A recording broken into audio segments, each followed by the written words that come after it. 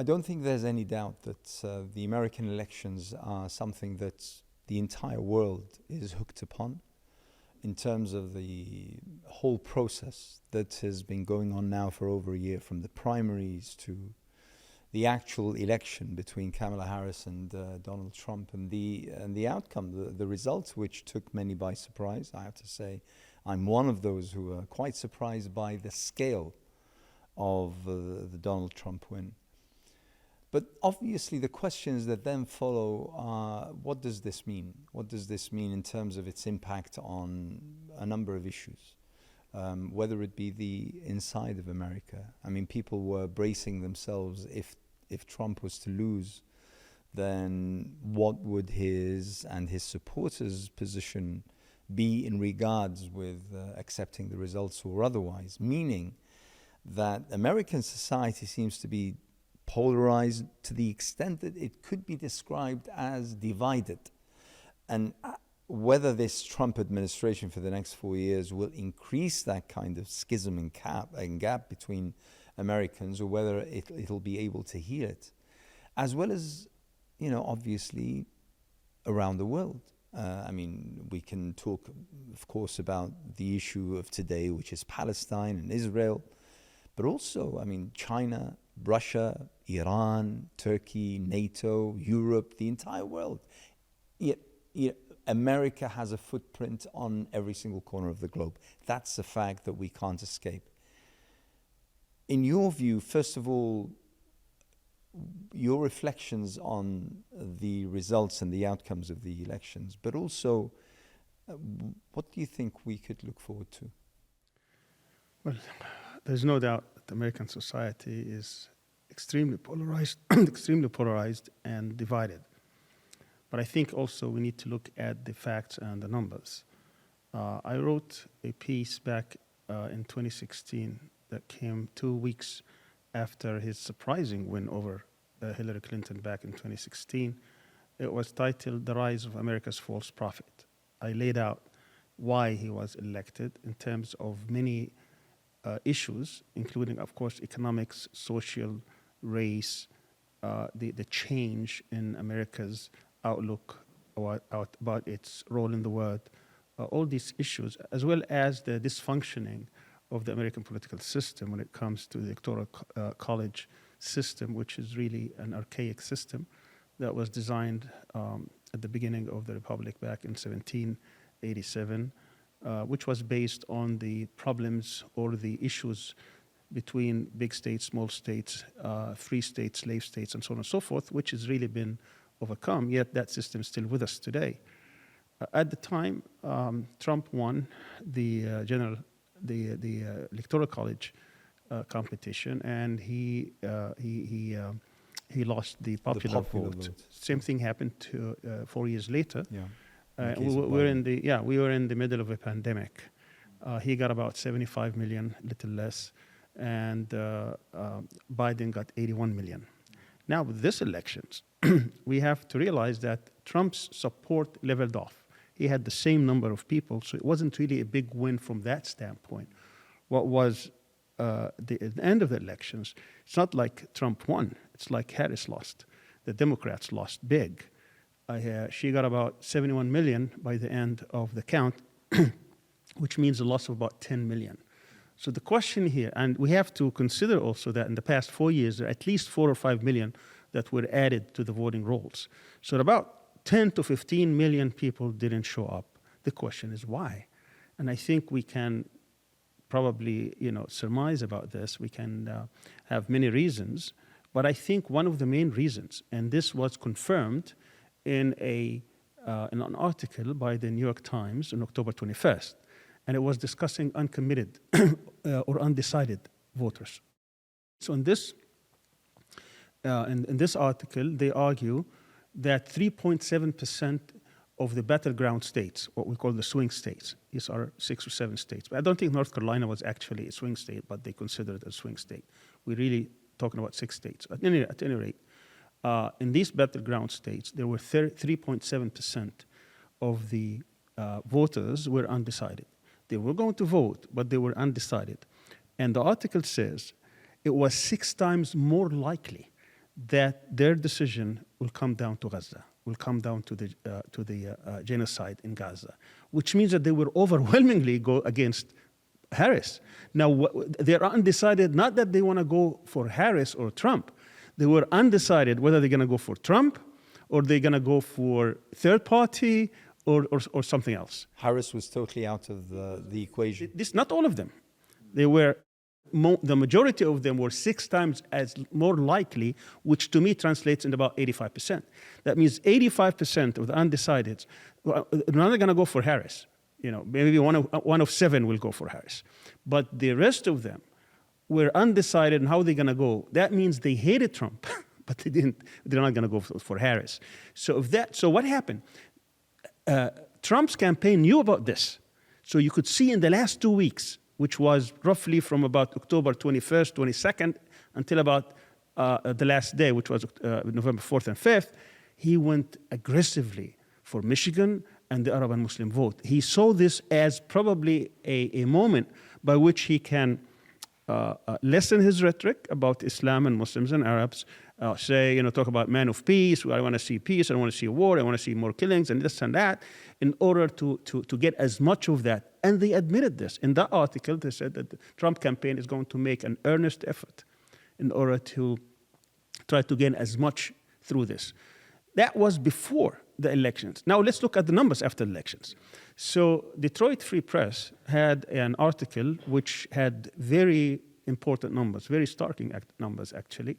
They also went into the most heavily cities and towns where you have a majority of Arabs and Muslims.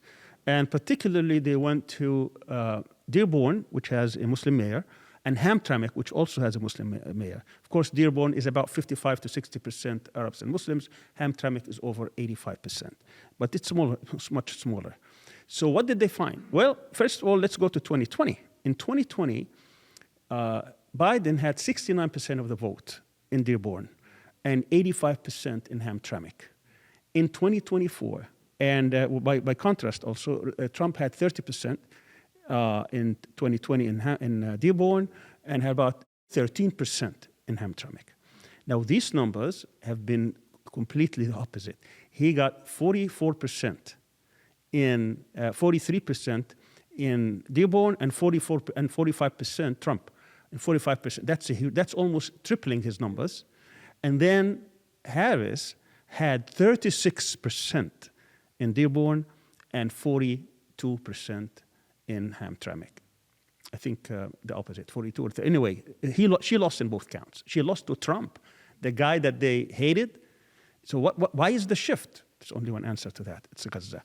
So when I looked also at the numbers, for example, she lost 550,000 votes in the 3 states that she had to win in order to become president, namely Pennsylvania, Michigan, and Wisconsin.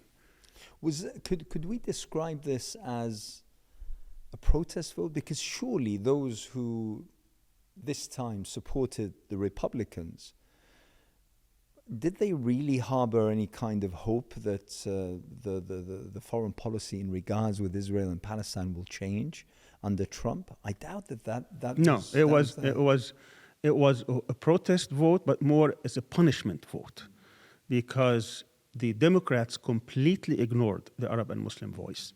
They silenced it during the Democratic Convention, and they didn't listen to anybody. Whenever someone is trying to say something, she would try to immediately silence them and talk about Israel's right to defend itself, and then say some words that were really meaningless about she doesn't like the Palestinian suffering, she's going to stop the war. So they totally ignored that, and they were hoping to replace the Arab and Muslim vote with black votes or other minorities. But I want to say this is not a Trump win, because his numbers were flat. He got 75 million 2020, 75 million 2024, which means he didn't really add. Certainly some Arabs gave him the vote. But at the end of the day, this vote was much more than Arab. Now, in the same article, the New York Times article, they said that most of these undecideds, the majority of them were non-whites. And a lot of them were also African Americans. I was surprised actually with this fact.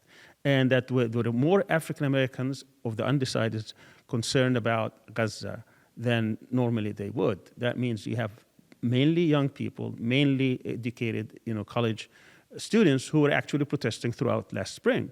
So I wouldn't say that this is mainly about Gaza, but I think to the people who either boycotted or went heavily against her, it was about Gaza. And people would tell me, Gaza wasn't even part of the campaign. No, it was. So you don't have, because the race was so tight. When you look at all the polls, assuming that they were accurate, and there were hundreds and hundreds of polls, and they can't be all wrong, it was neck to neck. But at the end, those who are undecided went overwhelmingly against her. She lost every single swing state. That doesn't happen often. There has to be one issue. And the only issue that I could see, because they differed on every issue. So if this was an anti-Harris, pro-Trump, then his numbers should really go up. They didn't. So that means people mostly boycotted because both of them agreed on Gaza and the genocide. And the only thing they could do, the people who didn't like either candidate, is to boycott. That's why we had 10 million less votes for the Democrats than we had in 2020 during a pandemic. The National Convention, the Democratic National Convention, in which they refused to display any kind of support for Palestine. One would be, totally surprised by the fact that the Democrats, who know for a fact that that kind of base in those swing states, and particularly in Michigan, those states so crucial to their outcome. I mean, what were they? What were they thinking? I mean, truly, were they thinking that they could compensate for that kind of? Maybe they were even harboring some sort of hope that whilst the Arabs and Muslims were angry, but they're not going to vote, according to their anger and frustration, because otherwise it's just nonsensical. The position of the Democrats over the course of the past year and a bit, since the beginning of the genocide in Gaza, is inexplicable. It's absolutely inexplicable. It is as though there was a death wish by the Democrats. There was a wish to lose. I mean, it's absolutely fascinating. How would you describe this? How would you analyze this?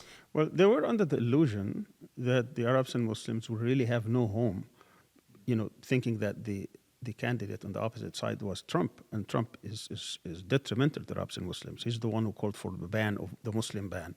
He's the one who moved the embassy to Jerusalem. He's the one who's been bashing Muslims left and right, calling them terrorists and all that. That the Muslims really have no place to go. But to the Democrats, well, they did have place to go. They can either go third party, which, she got a little bit, but not much, or they could stay home. Or actually, some of them, they went to Trump because they thought you can't be worse than a genocide. I mean, what worse can you do than, supporting a genocidal campaign against your own people? But I think there is also more factors here to be taken into consideration. The Zionist influence on the political elite, whether Democrats or Republicans, is so deep and so strong and so powerful, is that they are able to veto any attempt to actually reach out to the Arabs and Muslims. And we saw this in full display. All what they asked for at the time was just one person, a lady, who can talk about Palestinian suffering, in which they can even vet her speech. She's not going to even name the perpetrator. She's just going to talk about Muslim, Palestinian suffering, not even saying Israel did this or that or try to bash them. Even that was too much for them, and they wouldn't allow her.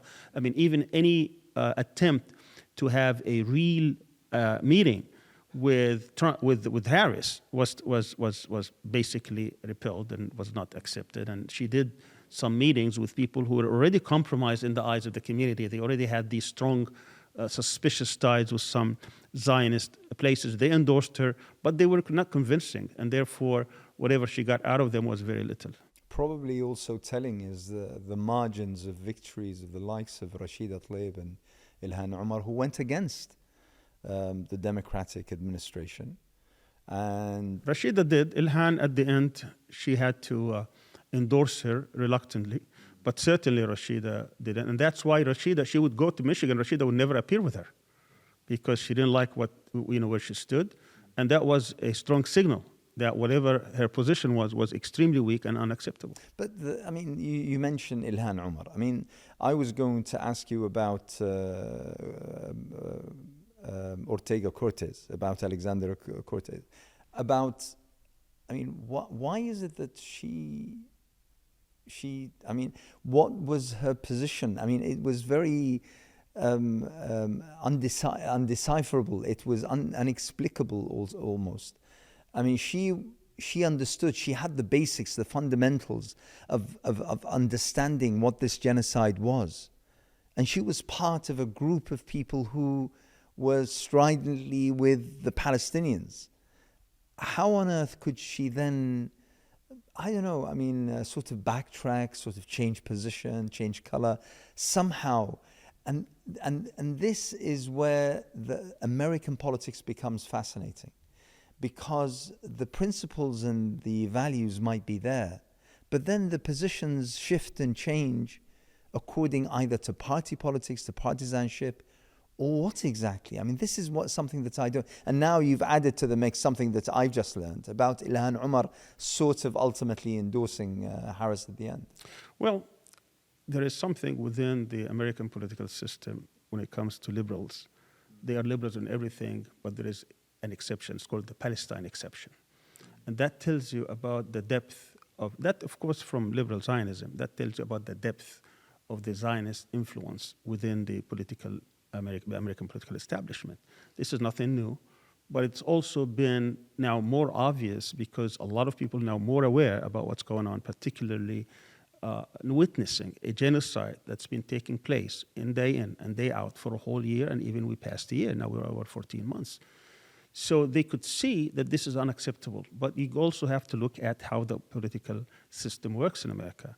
The political system in America needs a lot of money to raise to run your campaigns. It needs positive coverage in the media. And also you have all these friends in which you have certain interests, and then you bargain back and forth. And if you take a very principled and very strong stand when it comes to Palestine, which is obviously the moral stand to stand up against genocide, there is a political cost associated with it. She saw in full display what they did to Jamal Bowman. Jamal Bowman was next to her district. I'm talking about AOC here. And they poured so much money into this campaign. It was the most expensive primary probably ever in America. And they defeated him. And she didn't want to get very much out of line. At the same time, she would speak. She thought that she's balancing this act. So she would not talk about genocide. She'd talk about Palestinian suffering. She will personally attack Netanyahu and take strong stand. She didn't have problem with that. But she wouldn't go too much to the front in which she can be a real target. And of course, if the Zionists wanted her to become, if she really went out of her way to become a very strong advocate against what's going on, she might have become a target. And they might have brought another candidate that would have defeated her. I'm not excusing this one bit. She should take a strong stand.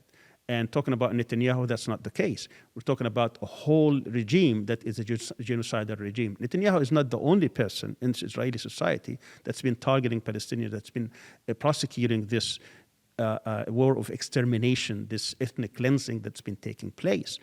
And she should have known better, and she should have taken the stand, the strong stand, the powerful stand, by which she not only condemns what's happening to the Palestinians, but also name the perpetrators, which is the Zionist system, the Zionist regime, the Zionist institutions.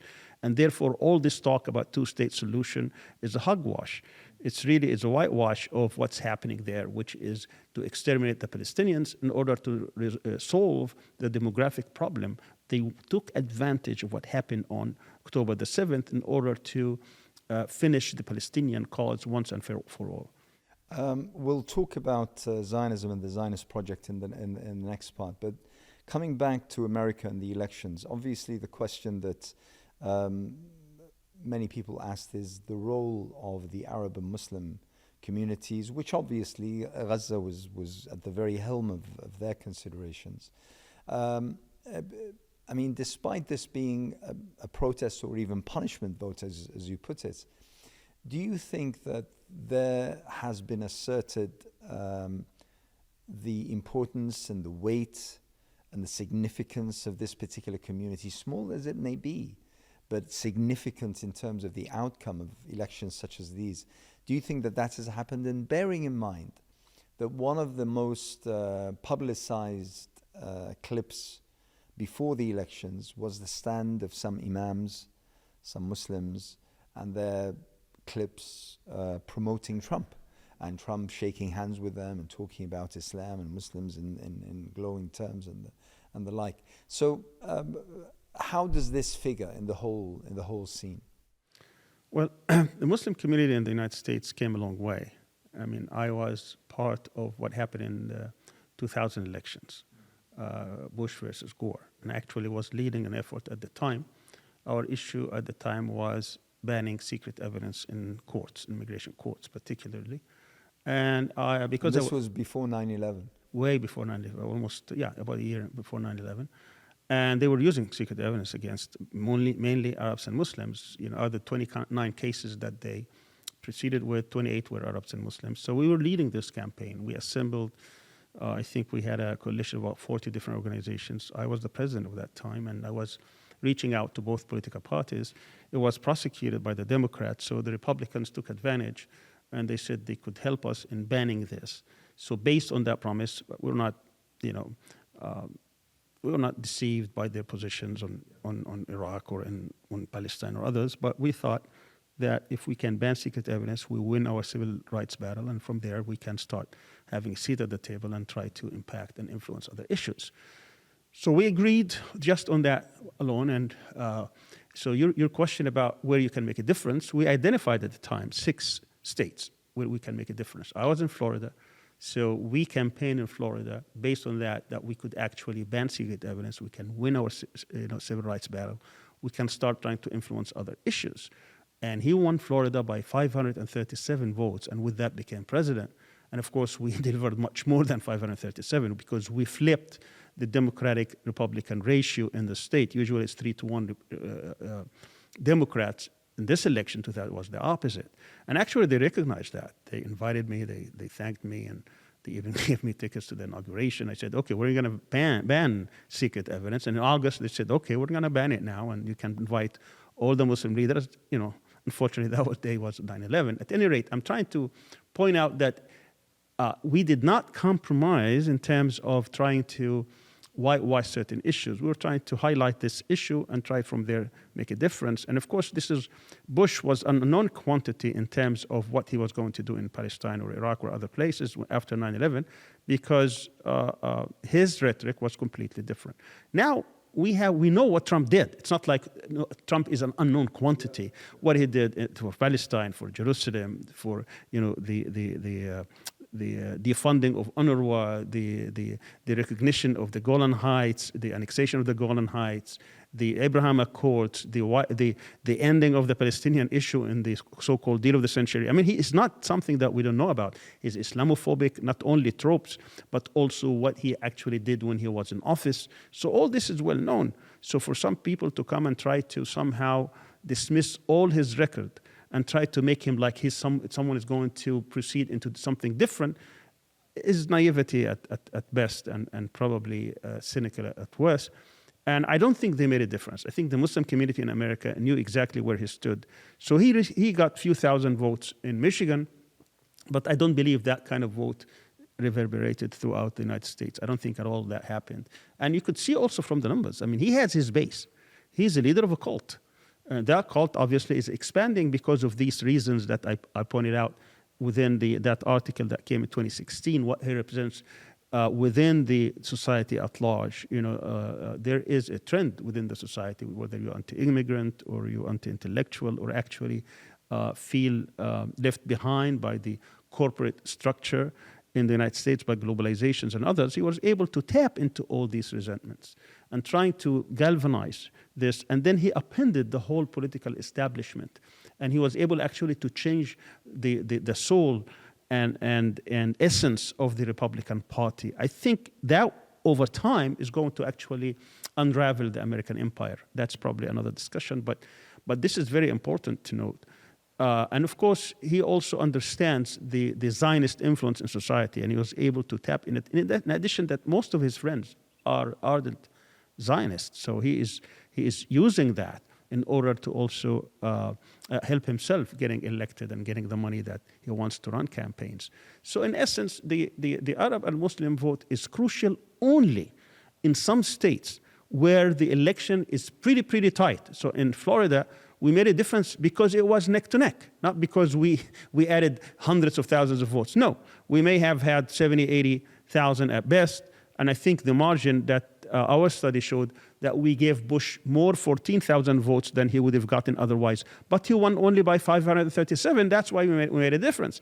Michigan was going to do the same here. Maybe African-American Muslims in Pennsylvania would make a difference. But at the end, the margin of Trump was so much that the Muslim vote would not have made a difference because, as I said, people stayed at home. Now, why did they stay at home? Was it because of Gaza or not? I would argue that some of them were.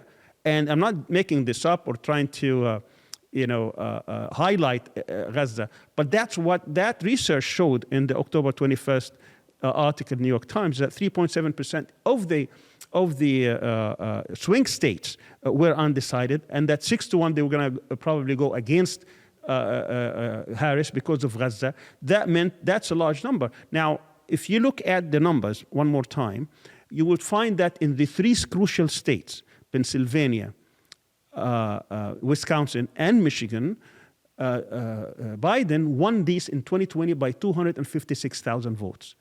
In 2024, Trump won them by 255 votes, 255,000. It's exactly the opposite. Exactly the opposite. And both of these represent 1.6% of the vote. 1.6% of the total vote cast in these three states. Now, if the undecideds were 3.7, that tells you that many of them went that direction, and that would probably make the difference because all the polls said that in all three states, either they were neck to neck like Pennsylvania, or that Harris had an advantage of 1% in Wisconsin and Michigan, but at the end she lost it by 1.6%.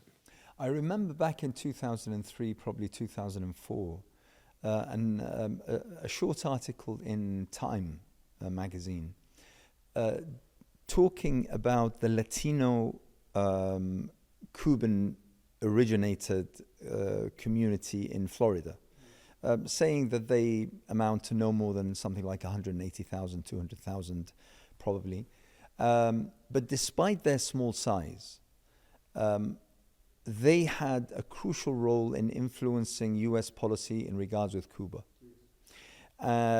Because they were the only voice in a vacuum of people understanding the dynamics between the US and Cuba. And therefore, senators or Congress would continuously return the extension of the boycott of Cuba because of that small, aging, probably economically influential community.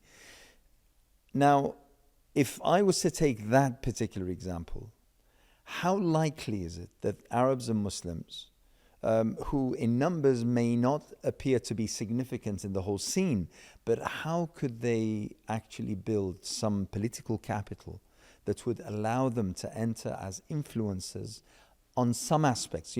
Maybe Palestine right now is at the very top, but there are so many issues that Arabs and Muslims are concerned with.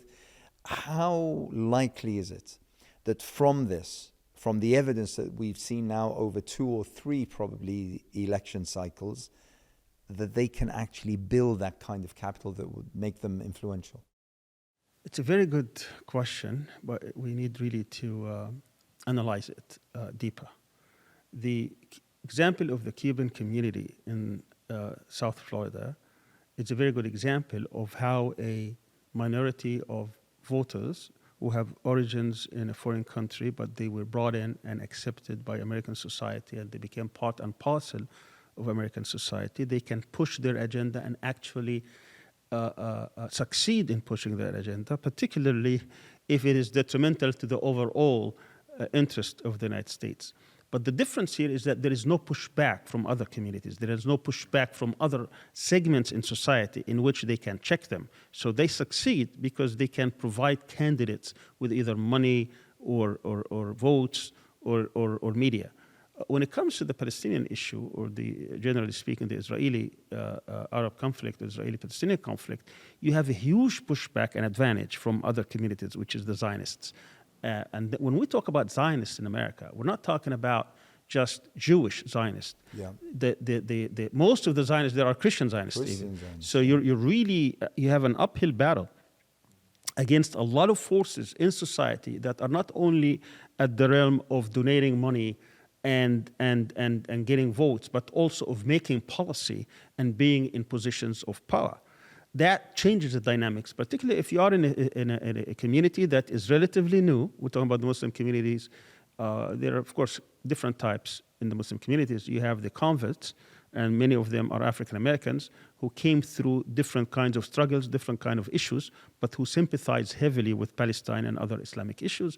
And you have the immigrants. And immigrants, usually the first and second generation, they try to just make sure that they can settle, that they can succeed in the society. They don't go into trying to become political activists or people who are actually comfortable in being part of the political establishment. Now we're seeing, few of that. Now, you have to add to this the fact that after 9/11, American policymakers, particularly the security apparatus, the security agencies in the US, tried to infiltrate our communities, the Arab and Muslim communities. And they tried to shake them up to the point, now you have some voices who actually may not represent the Arab and Muslim community at large, but they represent the interests of what the American government wants to see into the Arab and Muslim community. There has been a huge struggle since 9/11. We're talking about over 20 years.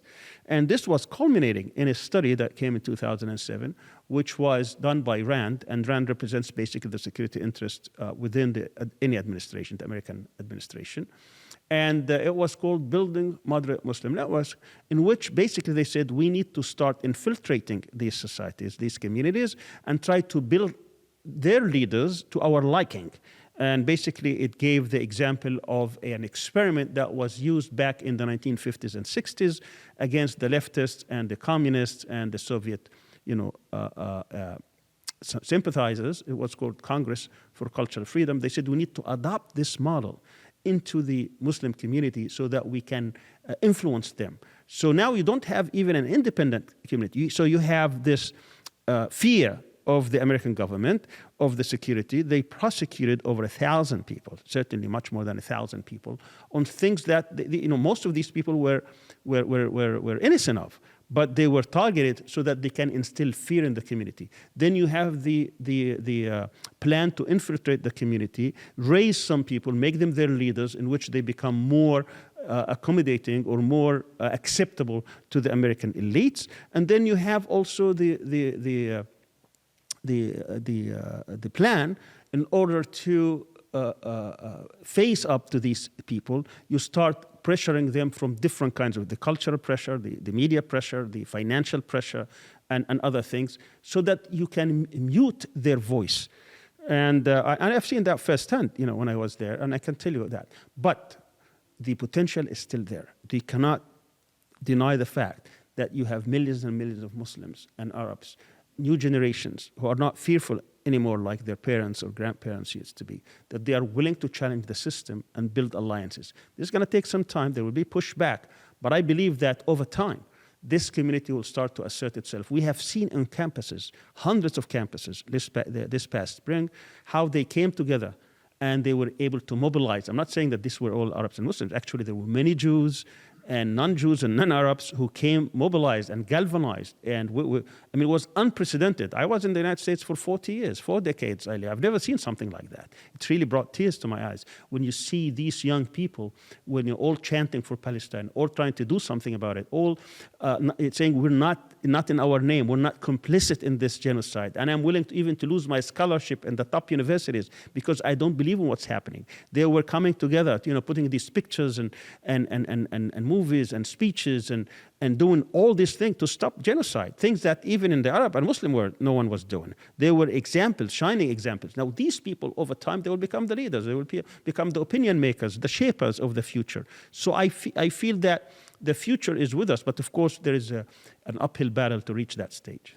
Let's come back to the Trump administration to look forward to. This time round seems to me at least, totally different from the first time round, when it seemed to be a chaotic, haphazard, sometimes even random, ill-advised process of making up the team in 2016, leading up to the inauguration in January 2017. And I remember that reading somewhere, I can't remember where, something like 5 or 6 months into Trump's first term, and there was like still something like 40% of places still vacant, where people haven't been appointed to. This time round, he seems to have either learned the lesson, gained some advisors of some considerable weight and heft and the such, and things seem to be going in a far more orderly fashion. Now, I say orderly fashion from the admin point of view, but clearly the names that we're hearing about are ardent Zionists. Now, I'm not entirely sure. I mean, I can guess, and I think it would be an intelligent guess, as to what the position will be vis-a-vis Israel and Palestine. I think that we can more or less agree on that. However, I'm not certain about the other issues, which are of also incredible importance. I mean, someone commented on this election being an election essentially on the economy and race. Now, how this particular administration will impact those two issues, I'd like to hear from you, but also foreign policy. When we talk about Russia, when we talk about China, when we talk about Iran, when we talk about Turkey, about NATO, about the Abraham Accords, about various relations with countries like India, with the issue of Kashmir still raging on, and so on and so forth. Europe, for instance, I mean, there are many people I've met over the course of the past few days.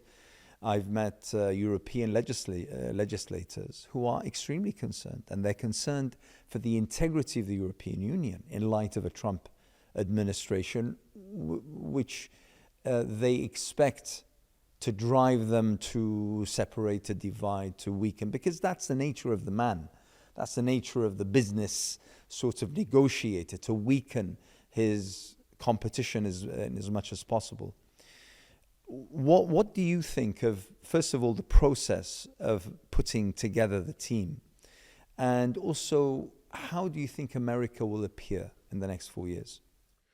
Well, there are two aspects to this question. First is the structural aspect, which is how do you keep an empire?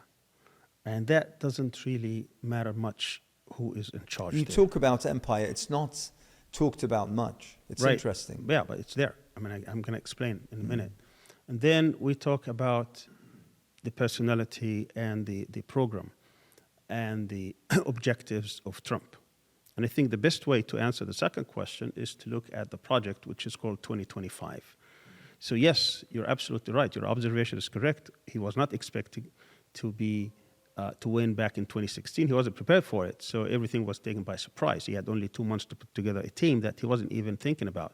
But this time around, I think he had 4 years to think about a comeback and to think of these things. And I think he also gave this assignment to hundreds, if not thousands, of people to try to put together their wish list. And these are the MAGA people, the American Festas, and so on and so forth. Many, by the way, think tanks and research centers have been working on this for the past couple of years, which is what happens if we come back to power. And I think now they want to put it into implementation. Now, in terms of the domestic policies, I think the biggest impact is going to be on immigration. I think he just appointed some people who will go very, very hard on immigrants, in which they would probably try to deport the first year, probably 1 million people, never been done before. And I think if that's done, that's going to really upend American society, because the wages will start becoming very difficult. They will increase, and I think that will by itself will increase inflation, and it's going to have an impact on American economy, and we'll see how that happens, even if he goes with his tax cuts. Now he's going to have both Senate and the House as Republican, so he's going to pass whatever he wants to pass. So if he extends these tax cuts and so on and so forth, that's going to have an impact on the economy. So I think in the same way we had seen in the first administration, those who are rich will become much richer and those who are poor will probably become poorer. And then somewhere in between, people will be struggling. I don't expect America to actually become better, because in terms of China, which I will talk about in a second, he's probably going to put some tariffs, and there will be a tariff war, and that's going to actually have an impact on society at large. Now, in terms of foreign policy, on Americans, on Americans, absolutely. I think he will also, it's going to be both, because on the one hand, there are some people who have become really super rich, and now he put Musk and this guy Vivek in terms of the government, reform or whatever you want to call it. But I think we're about a year and a half from any impact to that, because he gave them until 2026 to present a plan. Going back to the structural part, America is an empire, and America has been managing the world since at least World War II. It's taking the lead in that. It built these international institutions, whether in the field of international relations, politics, economics, military alliances, and so on and so forth. Now, it wants to maintain that status. So it only sees great powers. It doesn't really care much about smaller powers, to the extent that it wants to serve its interest, but mainly it's concerned about great powers. Now, between the collapse of the Soviet Union back in 1991 until the rise of China, roughly when Trump came to power in 2017, these 25 years, it was a unipolar moment. It was able to go and do whatever it wants in the world without any real costs. Now, with the rise not only of China, but also basically the resurrection of Russia, it cannot move without calculations, because for every wrong move there will be huge cost, because the other power will exploit that. So basically, America has three main regions that it's concerned about. It used to be during the Cold War, Europe, then the Gulf, Persian Gulf, Arab Gulf, Arabian Gulf, but these countries where oil is, and thirdly, East Asia, because before Japan, now China. Now, after the rise of China, the number 1 and 3 really flipped. So its main concern right now is the East Asia, Southeast Asia, with the rise of China. Because if China becomes a regional hegemon, that means it will allow it to go and challenge the United States, everywhere else in the world, and that would be threatening to the United States. And then the Gulf area, which is the Middle East, West Asia, North Africa, this is very vital for the United States. That's the second region that's concerned about. And then you have Europe. Now, many experts would tell you that the war in Ukraine was a crazy war, because what the U.S. should have done is it should have enticed Russia, not threaten it, not tell it that Ukraine will become part of NATO, and get Russia to its side so that it can face China. Now, another people would say that it was an attempt actually to change Russia. So this was a very aggressive attempt that was at the height of the unipolar moment, because that decision was not made recently. That decision was made back in 2008 with Bush, when he said he's going to incorporate Ukraine and Georgia into NATO and encircle Russia, and hope that somehow, with the weakness of Russia, they can flip it and become part of the West, in which it basically be part of the West, the capitalist West. But of course, that didn't happen. And then we can talk about what happened in Ukraine, but we don't have time for that. Going to China, China is the real competitor. It's the real great power that can actually take over and become a regional hegemon. Of course, that means they have to build militarily, and they are doing this, and they have to become an economic giant, and they have been doing with this. Keep in mind, in 1992, the Chinese economy was less than 7% of the American economy. Today, it surpassed 70%. We're talking about a huge rise in a matter of 25, 30 years. That never happened to that extent. So China represents the real challenge. But also within the region here, and the challenge is economic or also militarily and strategic? Once you become an economic giant, that will translate into military power. and therefore, if they can become the hegemon in that area, that will give them the freedom to go anywhere else in the world. And then they will come and say to the United States, let's see how we're going to manage together this world. The United States doesn't want to get to that point. Doesn't want any partners in managing this world. And then you're talking about completely different world order. That's what the long-term project of the Chinese are. That, okay, you put all these rules. I took advantage of globalization and others. Once I become really powerful, then you can't just manage the world by yourself. The United States doesn't want to reach that, so it has to contain China by building these alliances with Korea, South Korea, with Japan, with Australia, with the Philippines, with Vietnam, Laos, and try to contain China and try to make it very, very difficult to convince China, don't go that route. And that we can probably talk about some of the economic gains. That was the plan in the 90s and the early 2000s until Obama realized that this is not working, then he started changing policy. Now notice the following. What Trump did against China in 2017, 18, 19, 20, Biden maintained. He never lifted any tariffs. He kept it. And he even strengthened the fact, that they cannot have these technologies, advanced technology, this chip technology. He's trying to revive, actually, many of the technologies that they gave to China. Why? Because there is a consensus within the political establishment in the United States. Doesn't matter. That's why I'm saying it's structural. It has nothing to do with Trump or Biden. It would have happened either way. Now, what happened also is that they lost trillions of dollars and 20 years fighting, in vain wars in the Middle East. They're trying to reshape the Middle East to their image, right? The mantra was that they wanted to change us. We're going to change them. So they came here and they failed miserably. They failed in Iraq. They failed in Afghanistan. So they wanted this region to be stable.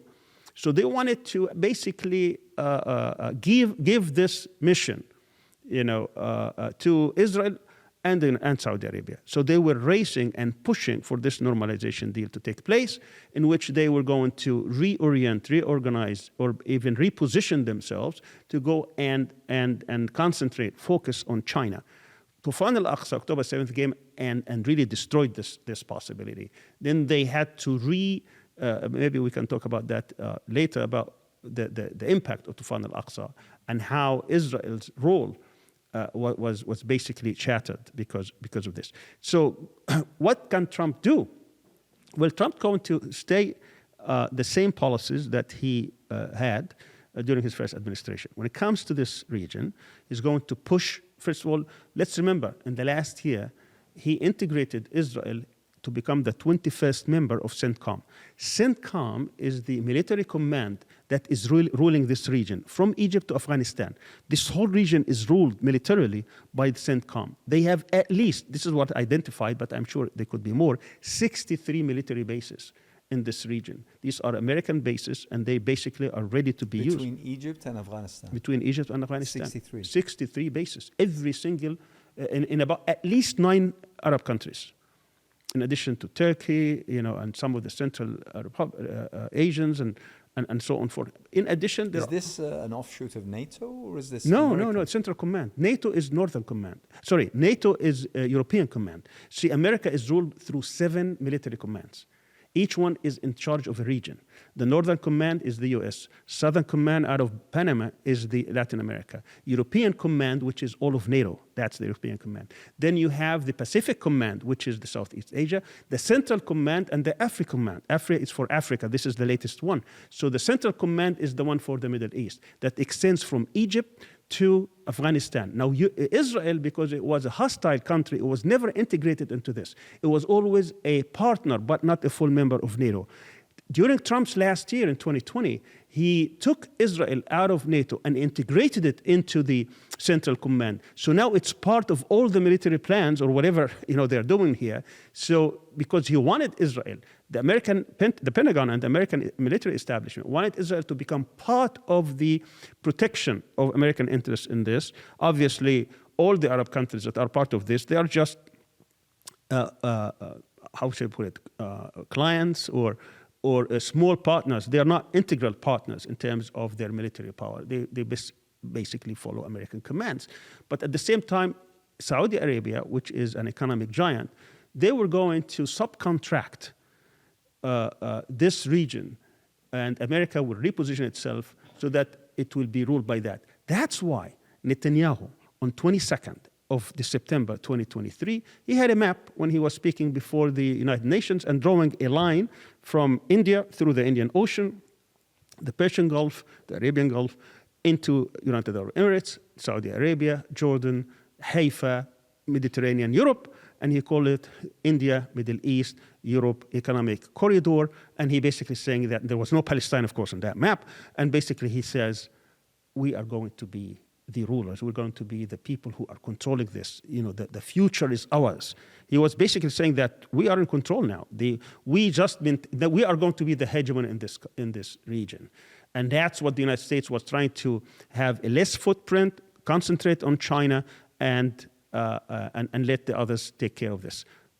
Tufan al-Aqsa came and actually changed the dynamics in this. So the United States, so what will Trump do? Trump will try to do many things. Some of them, because he's unhinged, because he does not necessarily follow into the established diplomatic rhetoric. He pretty much serves some of the people as long as they do not come heavily against American interests. So he said, I was the only, he was talking to the Jewish community. He was the only president when they told me that I cannot move the embassy, that heaven will come to earth. I did it. No, nothing happened, right? And then he said the Golan, and he said, I gave Israel everything they wanted. And he was basically telling the Jewish community, how dare you not vote for me? Not knowing that the Jewish community is not all Zionist, and that they have liberal leanings. They'll never go to him. And most of the anti-Semites, if not all of them, are under his camp. It didn't click with him.